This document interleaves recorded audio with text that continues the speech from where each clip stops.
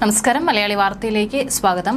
കഴിഞ്ഞ കുറച്ച് ദിവസങ്ങളായി ഏകദേശം ഇപ്പോൾ ഒരാഴ്ചയോളമായി ഇവിടെ പ്രധാനപ്പെട്ട ഒരു വിഷയമാണ് തിരുവനന്തപുരം മേയർ ആര്യ രാജേന്ദ്രനും അതുപോലെ തന്നെ KSRTC ഡ്രൈവർ യദുവും തമ്മിൽ നടു റോഡിൽ വെച്ച തർക്കവും അതുമായി ബന്ധപ്പെട്ട് ഉയർന്നു വന്നിട്ടുള്ള വിമർശനങ്ങളെല്ലാം തന്നെ.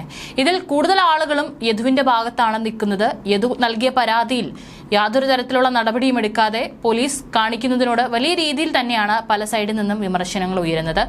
ഏതായാലും ഡ്രൈവർ യദു വെല്ലുവിളിച്ചിരിക്കുന്നത് അല്ലെങ്കിൽ അദ്ദേഹത്തിന് ആരെയാണ് നേരിടാൻ പോകേണ്ടത് എന്നുള്ളവർ വലിയ സ്ഥാനങ്ങളിൽ ഇരിക്കുന്നവരാണ്.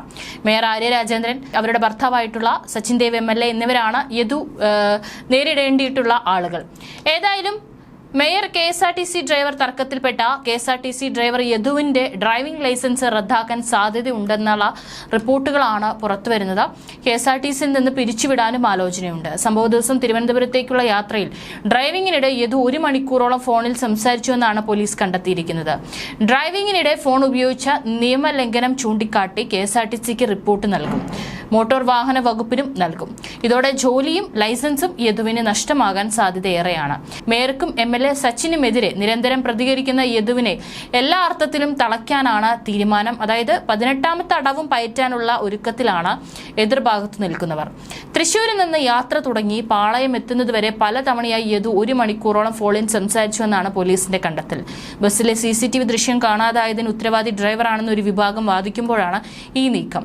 എന്നാൽ ഇടയ്ക്ക് ഫോണിൽ സംസാരിച്ചിട്ടുണ്ടാവാമെന്നും വളരെ അത്യാവശ്യമായി വീട്ടിൽ നിന്നൊക്കെ വിളിക്കുമ്പോൾ ഫോൺ എടുക്കേണ്ടി വരാറുണ്ടെന്നും കൃത്യമായി ഓർമ്മയില്ലെന്നും യദു പ്രതികരിച്ചു. 1 മണിക്കൂർ ഫോണിൽ സംസാരിച്ചു എന്നൊക്കെ പറയുന്നത് നടക്കുന്ന കാര്യമാണോ എന്ന് യദുവും ചോദിക്കുന്നു. താൽക്കാലിക ഡ്രൈവറായി യദുവിനെ KSRTCക്ക് അനായാസം പിരിച്ചുവിടാം. നടിയുടെ പരാതിയിലും പോലീസ് കേസെടുത്തേക്കും.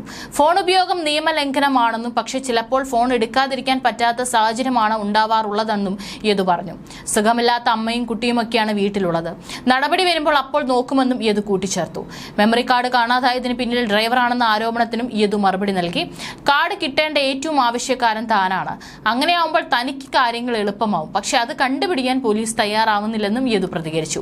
ഇതിനിടെ KSRTC ബസ് തടഞ്ഞ സംഭവത്തിൽ മേയർക്കും MLAക്കുമെതിരെ കന്റോൺമെന്റ് പോലീസ് കോടതി നിർദ്ദേശത്തെ തുടർന്ന് കേസെടുത്തിരുന്നു. കാർ കുറുകെയിട്ട് ബസ് തടഞ്ഞ സംഭവത്തിൽ എറണാകുളം സ്വദേശിയായ അഭിഭാഷകൻ ബൈജു നോയലാണ് കോടതിയെ സമീപിച്ചത്.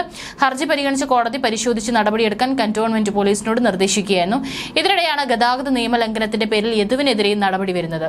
അതേസമയം ബസ്സിലെ മെമ്മറി കാർഡ് കാണാതായ സംഭവത്തിൽ DYFI പ്രവർത്തകനും ബസ് കണ്ടക്ടറുമായ സുബിനെ സംശയമുണ്ടെന്നാണ് യദു മാധ്യമങ്ങളോട് പറഞ്ഞിരുന്നത്.